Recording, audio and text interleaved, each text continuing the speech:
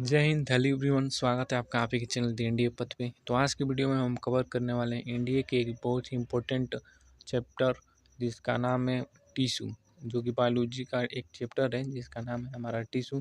पिछली वीडियो में animal tissue के बारे में पढ़ा था, जो कवर नहीं हो पाया था, वो आज की वीडियो में हम कवर करेंगे। तो प्लीज़ अगर आप चैनल पर नए हैं तो प्लीज़ चैनल को सब्सक्राइब करिए। वीडियो अगर हेल्पफुल लगे तो प्लीज़ वीडियो को लाइक एंड शेयर करिए।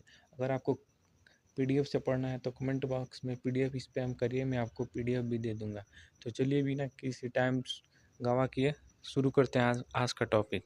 आज का टॉपिक है nervous tissue. Nervous tissue detect करता है change in variety of condition inside and outside of the body. जो हमारे शरीर के अंदर जो हमारा थी चेंज होता है उसको डिटेक्ट करता है एंड रिस्पॉन्स करता है बाय जनरेट करता है इलेक्ट्रिकल सिग्नल। उसी के जरिए रिस्पॉन्स करता है जिसको हम नर्व एक्शन या नर्व इम्पल्स बोलते हैं, जो एक्टिवेट करता है muscular contraction and glandular secretion को। ठीक है। नर्वस टिश्यू कंसिस्ट करता है only two principal, neuron and neuroglia. ठीक है, चलिए आगे चलते हैं। चलिए, the neuroglia are a diverse class that provide developmental, physiological and metabolic support for neuron। Neuroglia होती है डाइवर्स क्लास होती है जो कि प्रोवाइड करते हैं developmental and physiological and metabolic support for neuron के लिए। दे आर रिस्पॉन्सिबल, ये रिस्पॉन्सिबल होती है for maintaining homeostatic and immune surveillance in the nervous system. ठीक है।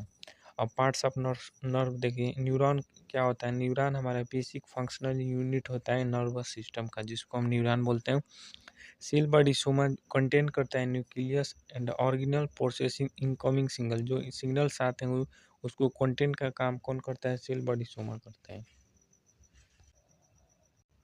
इसके बाद आ जाता है हमारा डेंड्राइट। डेंड्राइट ब्रांच एक्सटेंसिव होता है जो कि सिग्नल को रिसीव करता है एंड सिग्नल को रिसीव करता है from one neuron to the other neuron and transmit करता है। ठीक है। एक्सॉन हमारा लॉन्ग एक्सटेंसिव होता है जो कि transmit signal away from the cell body soma. ठीक है, जो सेल बॉडी सोमा से और ट्रांसमिट करता है सिग्नल को। ठीक है, उसको एक्सॉन बोलते हैं।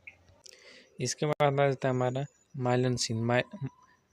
माइलन शीथ हमारा फैटी इंसुलेटिंग लेयर होता है अराउंड एक्सॉन के करीब में। नोड्स ऑफ रैमलिन हमारा जो गैप होता है उसको हम gap between section of Mylan के सेक्शन के बीच जो गैप होता है उसको नोड्स ऑफ रैमलिन कहते हैं।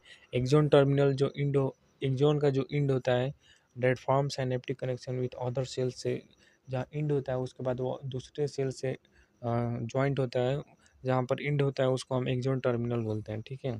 साइनैप्स क्या होता है? साइनैप होता है जो junction where axon terminal of one neuron communicate करता है विद द डेंड्राइट और cell body of the another neuron.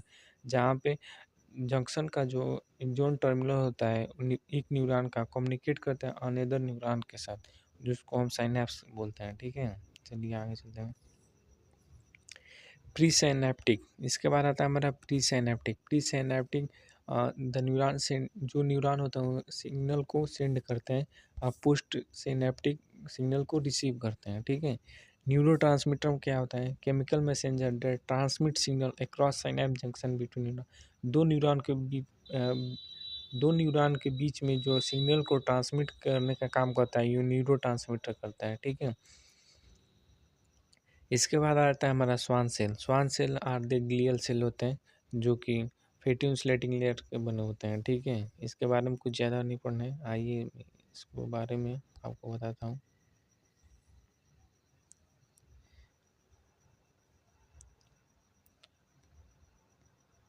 Signal जाता है डेंड्राइट से सेल बॉडी सोमा में, सेल बॉडी सोमा के बाद एक्सॉन, एक्सॉन के बाद एक्सॉन टर्मिनल, उसके बाद साइनैप, साइनैप के बाद डेंड्राइट में फिर जाता है। ठीक है। साइनैप ये लास्ट हो जो कि इलेक्ट्रिकल इम्पल्स के फॉर्म में जाता है। ठीक है।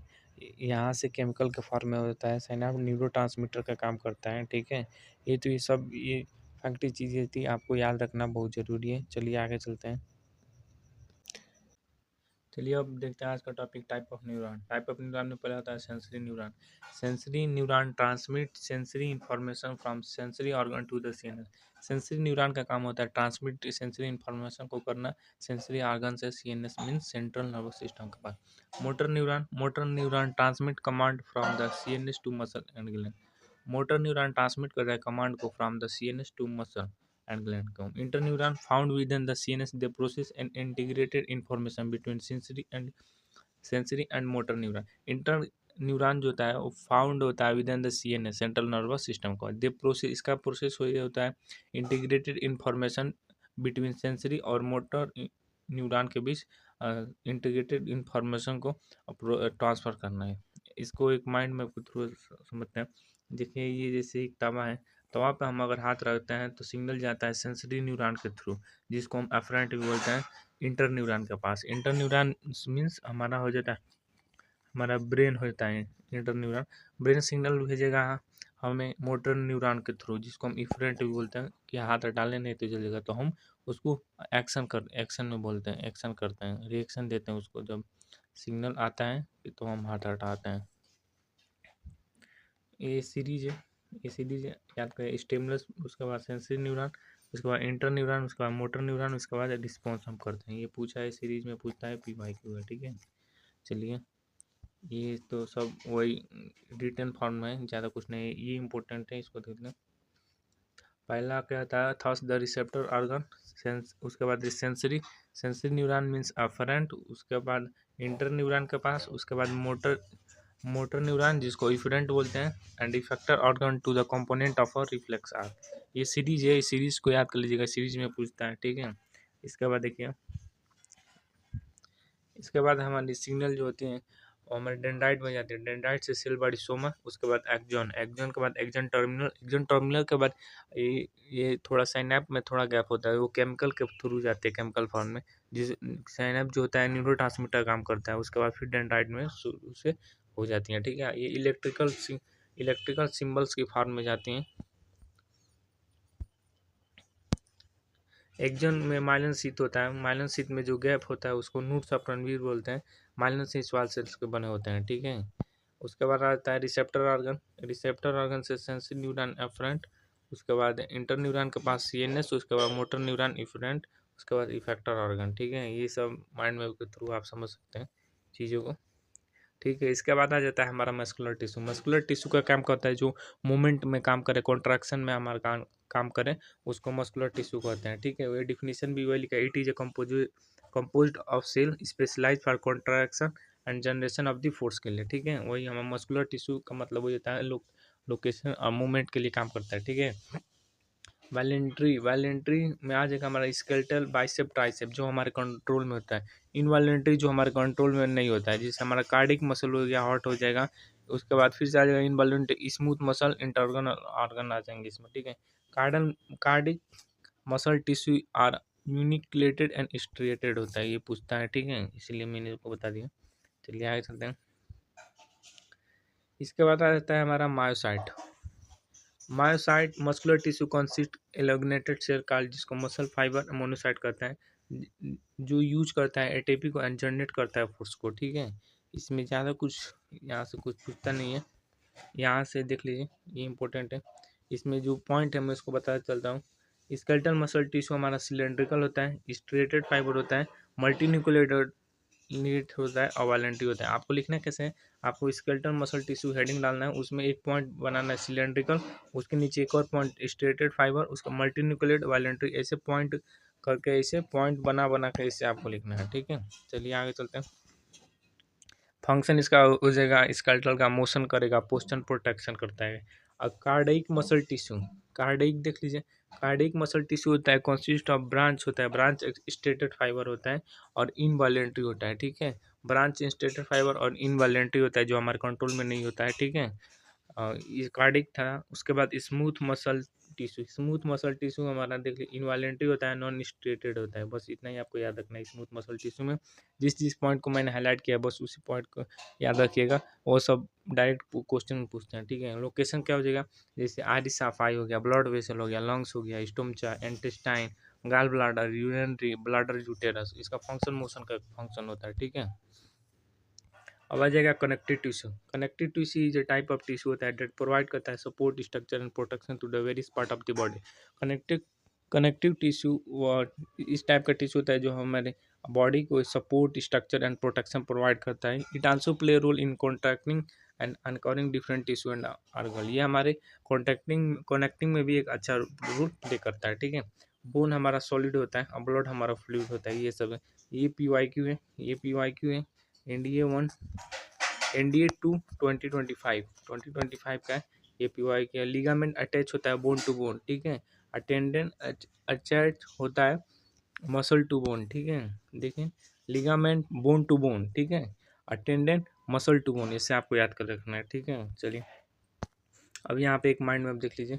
ब्लड ब्लड होता है, ब्लड के दो फॉर्म होता है, मैट्रिक्स फॉर्म में रहता है, फॉर्म एलिमेंट में रहता है। मैट्रिक्स में फ्लूइड रहता है, मैट्रिक्स में प्लाज्मा 55% होता है, 90% वाटर होता है, पानी होता है। फॉर्म्ड एलिमेंट 45% होता है, ठीक है। आरबीसी में आ जाएगा इरिथ्रोसाइट। WBC डिफेंस का काम करता है, हमारा ल्यूकोसाइट हो जाएगा। प्लेटलेट हमारा थ्रोम्बोसाइट ब्लड क्लोटिंग का काम करता है, ठीक है। ब्लड कंपोज होता है 55% प्लाज्मा होता है और 45% फॉर्म्ड एलिमेंट होते हैं, ठीक है। चलिए देखिए ब्लड के वही मैंने पिछली बार जो बताया था, वो ब्लड एक होता है प्लाज्मा, एक फॉर्म्ड एलिमेंट। प्लाज्मा में आपका एमिनो एसिड नाइट्रोजनियस वेस्ट से बना होता है, न्यूट्रिएंट इलेक्ट्रोलाइट से होता है, प्रोटीन गैसेस। उसके बाद फॉर्म्ड एलिमेंट में आ जाता है हमारा प्लेटलेट, ल्यूकोसाइट, इरिथ्रोसाइट। ल्यूकोसाइट में WBC डिफेंस का काम जो करता है, तो WBC में आ जाएगा ग्रेनुलोसाइट, एक ग्रेनुलोसाइट, ठीक है। तो ग्रेनुलोसाइट में आपका न्यूट्रोफिल, बासोफिल, इसिनोफिल हो जाएगा। ग्रेनुलोसाइट में लिम्फोसाइट, मोनोसाइट होता है। लिम्फोसाइट इम्यून रिस्पॉन्स का काम करता है। अब आता है हमारा कार्टिलेज मैट्रिक्स, सेमी सॉलिड के फॉर्म होता है। ईयर इलास्टिक कार्टिलेज होता है। नोज हमारा हाइलिंग कार्टिलेज होता है। रिब के थ्रोट हमारा हाइलिंग कार्टिलेज होता है। कार्टिलेज ये टाइप ऑफ कनेक्टिव, ये कनेक्टिव टिश्यू का प्रकार होता है जो हमारे बॉडी को प्रोटेक्ट करता है from injury aids in movement में, ठीक है। Bone is a specialised connective tissue consisting of cell fibre and ground substance से बना होता है। Unlike other connective tissue, its extra cellular component are mineralised giving it substance strength. इसके कहने का मतलब क्या है, आइए समझते हैं। मिनरलाइज में आ जाएगा हमारा कैल्शियम, फास्फोरस एंड साल्ट से बना होता है, ठीक है। एडिपोज हमारा फैट स्टोरेज का काम करता है, उसको पचाता है हमारे ख्याल से। लार्ज सेंट्रली लोकेटेड डॉपलेट होता है। Areolar connective tissue is one of the most widely distributed connective tissue. Areolar connective tissue, इसको याद कर लीजिएगा, ये PYQ में क्वेश्चन पूछ चुका है। वन ऑफ द, यह हमारा most widely distributed connective tissue होता है। लोकेशन देख लीजिए, पैकिंग करता है मटेरियल का। फंक्शन इसका स्ट्रेंथ इलास्टिसिटी सपोर्ट का काम करता है। थोड़ी प्रोनाउंसिएशन में थोड़ा गलत हो रहा है, प्लीज़ थोड़ा कोऑपरेट करिएगा, ठीक है। अब इसको जितना चीज़ों को हमने पिछले पढ़ा उन सब चीज़ों को माइंड मैप के थ्रू आपको दे रहा हूँ। पूरा माइंड मैप के थ्रू आपको चीज़ों को समराइज़ करके एकदम दिया जा रहा है। कॉन्सेप्चुअल चीज़ें हैं, तो आप प्लीज़ चैनल पर नए हैं तो चैनल को सब्सक्राइब करिए। चलिए शुरू करते हैं। कनेक्टिव टिश्यू हमारा जो होता है मैट्रिक्स का फॉर्म में होता है। कनेक्टिव टिश्यू में आज हमारा लिगामेंट आ जाएगा, टेंडन हो जाएगा, एडिपोसाइट का काम करता है, एरोलर आ जाएगा। कनेक्टिव टिश्यू बोन एस्टोसाइट होता है, बोन में आ जाएगा एस्टोसाइट हमारा। कार्टिलेज टिश्यू चेंड्रोसाइट हो जाएगा, चेंड्रोसाइट में आ जाएगा। उसके बाद ब्लड मैट्रिक्स प्लाज्मा में मौजूद होते हैं। मैट्रिक्स प्लाज्मा में आ जाएगा WBC, RBC, प्लेटलेट हो जाएंगे। WBC में आ जाएगा हमारा एक मिनट में इसको नीचे करता हूँ, ठीक है। WBC में आ जाएगा WBC, RBC, प्लेटलेट। WBC में आ जाएगा हमारा एग्रेनुलोसाइट और ग्रेनुलोसाइट। एग्रेनुलोसाइट क्या काम करता है, मोनोसाइट, और उसमें फिर आएगा लिम्फोसाइट और इम्यून रिस्पॉन्स का काम करता है, ठीक है। तो देखिए ये माइंड मैप है, इसको आप देख भी सकते हैं आराम से, वीडियो को पॉज करके आप अपनी आसान भाषा में इसको समझ भी सकते हैं, ठीक है। चलिए तब आगे चलते हैं। अब आ गया है क्वेश्चन करने का समय। चलिए शुरू करें। इसको मैं थोड़ा सा छोटा कर देता हूँ, क्वेश्चन आ नहीं रहा है, ठीक है। मैं इसको छोटा कर रहा हूँ, ठीक है। चलिए देखिए, अब जितना हमने पढ़ा उसी के आधार पर क्वेश्चन करेंगे। विच of the following is not a category of tissue. कौन टिश्यू का कैटेगरी करेंगे, तो हमारा कार्डिक जो होता है, कार्डिक मसल, ये हमारा टिश्यू नहीं होता है, ठीक है।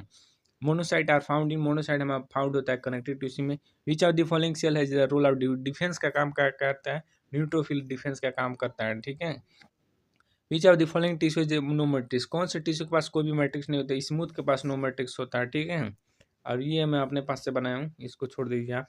चलिए आगे चलते हैं। Which one of the following cell has fall has contractile property. Skeletal muscle के पास हमारा फॉल हैज कॉन्ट्रैक्टाइल प्रॉपर्टी होता है स्केलेटल मसल के पास। Name of the tissue responsible for movement in our body, या मस्कुलर टिश्यू मूवमेंट का काम करता है। ये सारी चीज़ें कॉन्सेप्चुअल चीज़ों को मैंने आपको समराइज करके बताया। ठीक है, तो इस वीडियो में बस इतना ही, और थोड़ा सा और रह गया एनिमल टिश्यू के बारे में, जो हम आने वाली वीडियो में कवर कर लेंगे। एक वीडियो और लगेगा एनिमल टिश्यू को, इसमें हम पूरा कवर कर लेंगे। ठीक है, तो ये जितनी भी मैंने माइंड मैप था, आपको सारी माइंड मैप के थ्रू आपको समझाया। देखिए यहाँ पे जो भी हमने पढ़ा उसको हम यहाँ पे माइंड मैप के थ्रू जानिए। ठीक है, तो बायोलॉजी ऐसे ही चलेगी, माइंड मैप के थ्रू आपको सारी चीज़ों को, कॉन्सेप्चुअल चीज़ों को समराइज करके बताया जाएगा। अगर आपको नोट्स चाहिए तो आप प्लीज़ कमेंट बॉक्स में नोट्स स्पैम करिए। वीडियो पर अगर अच्छा लगे तो लाइक करिए, अगर चैनल पर नए हैं तो प्लीज़ हमारे चैनल को सब्सक्राइब करिए, वीडियो को लाइक एंड शेयर करिए। ठीक है, तो लास्ट में बस इतना ही कहना चाहूँगा। Thank you. और अगर आप चैनल पर नए हैं तो एक बार फिर प्लीज़ चैनल को सब्सक्राइब करिए। आपको नोट्स से पढ़ना है, आप नोट्स पढ़ लीजिए। ठीक है,